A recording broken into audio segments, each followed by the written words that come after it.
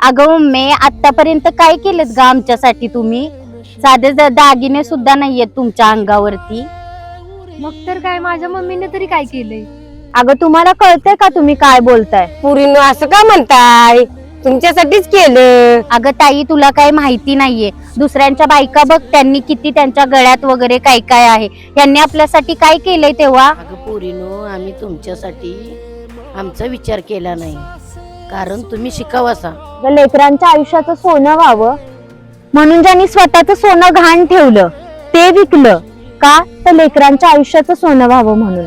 आणि तुम्ही त्यांना विचारताय की आयुष्यात काय केलं, कुठे आहे सोनं म्हणून? लाज वाटली पाहिजे तुम्हाला हे बोलताना. बघ त्यांच्याकडे एकदा.